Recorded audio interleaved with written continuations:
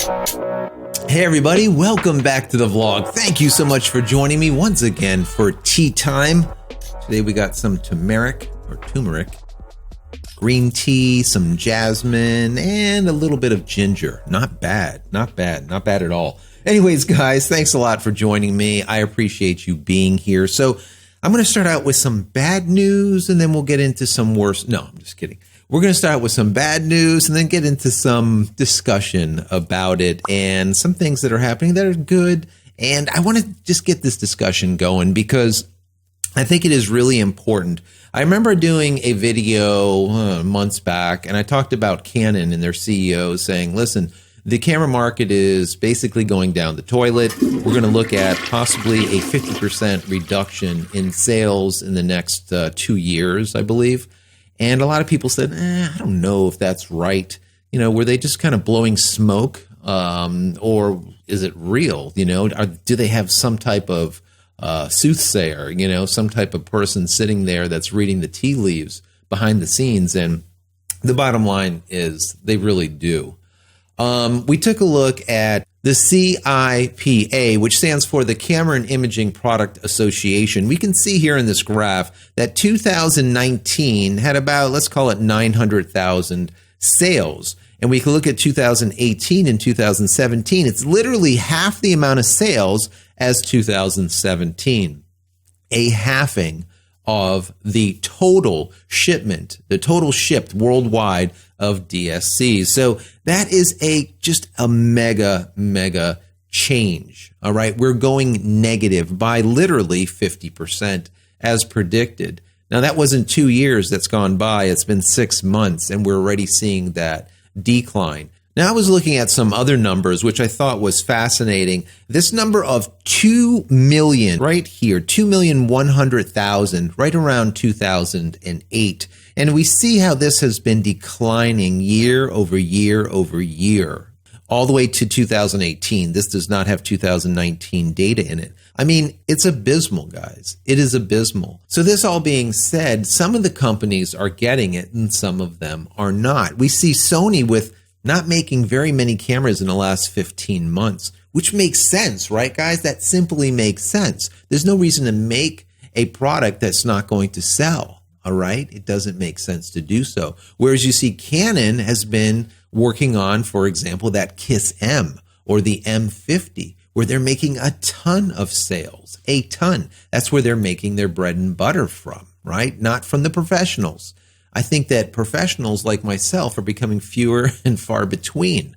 All right, there's not as many of us. Now, what I did think was interesting, DP Review as well as Imaging Resource pulled some excerpts from a Canon executive, one of their interviews or two of their interviews, which I thought was interesting. Number one, Canon was asked about how they're going to move forward with cameras. Are they going to just go mirrorless? Are they going to get rid of the M series? Are they going to get rid of DSLRs? What are they doing? And basically what they said is they are going to continue developing simultaneously all three platforms. That is the DSLR, that is the M, as well as the R, all right, the mirrorless full frame. So they are going down all paths. They're putting all three irons into the fire, heating them all up to see what makes them money, all right? They are an imaging company. They are a camera manufacturer, unlike Sony, who is an electronics manufacturer who really can care less about what's going on with the camera industry.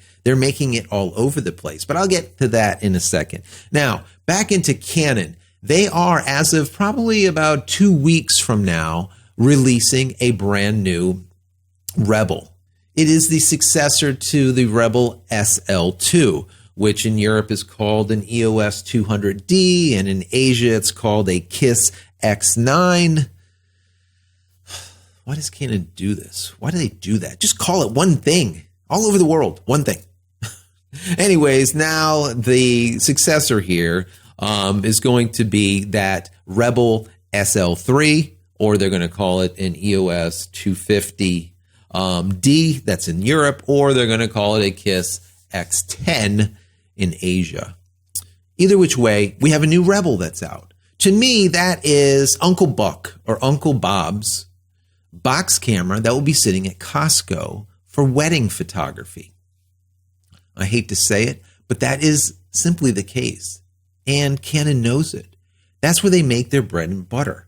On these kit things, they throw a kit lens in it. They put like a nice little bag and a little tchotchke, and they have the body that they throw it into a box. They throw it to Costco, and people just buy it like crazy. A lot of amateurs go down this road. You're looking at probably $1,200 for the whole big kit of everything. All right.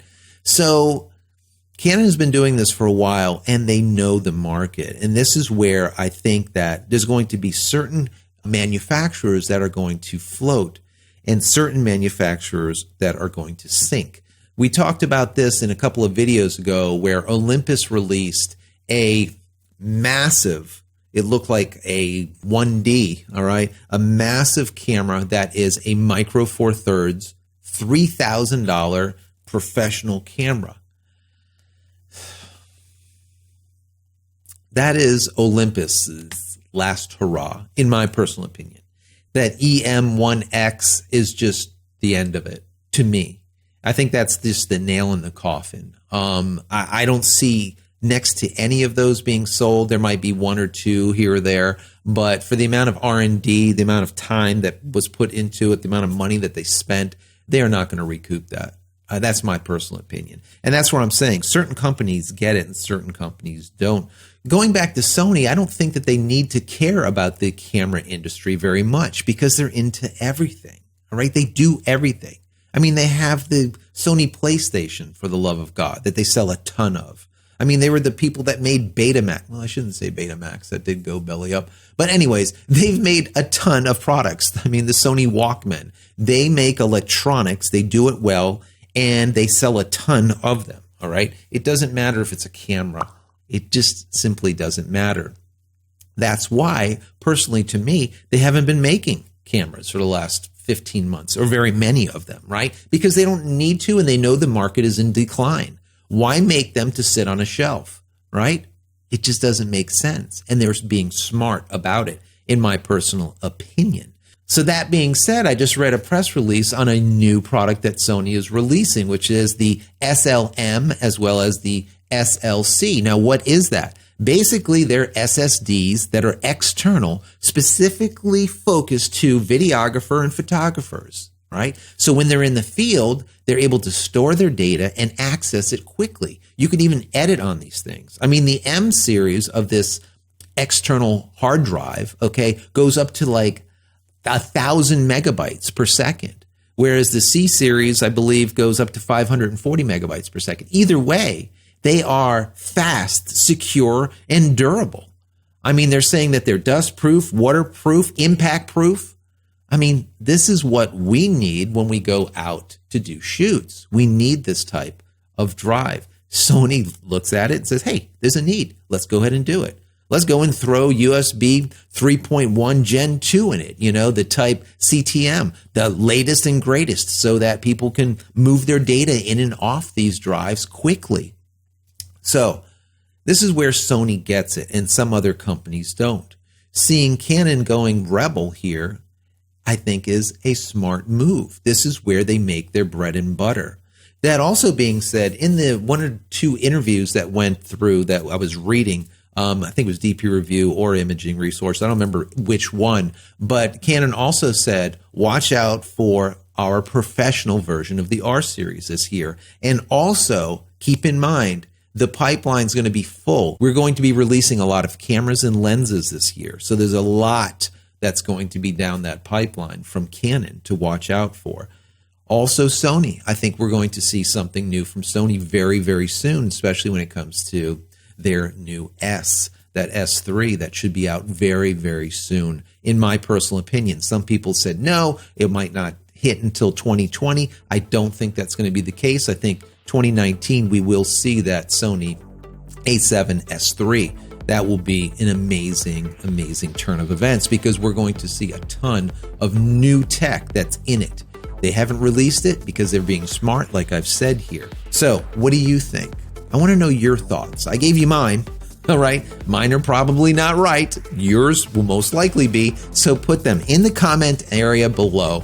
Put your thoughts, put your suggestions, put what you think that these camera manufacturers should do, what they're doing right, what they're doing wrong. Let's have this discussion, and maybe one of the manufacturers will be listening. And they'll take our advice, right, guys? So that's it, guys. As always, if you enjoy my content, please throw me a big thumbs up. That would be stellar. And don't forget to smash that subscribe button so you can get all my content when it becomes available. And click the bell icon right around here so that when it is available, you will be notified of it. And finally, head over to my website, JCristina.com, where you can find all the photography tools that I've invented for you and me over the years, and hopefully there's something there that you might like. And if there is, please pick it up and support me. That would be awesome. Anyways, guys, I'm out of here for yet another vlog. I appreciate each and every one of you. Don't forget to comment. We'll see you in the next vlog. Take care, guys.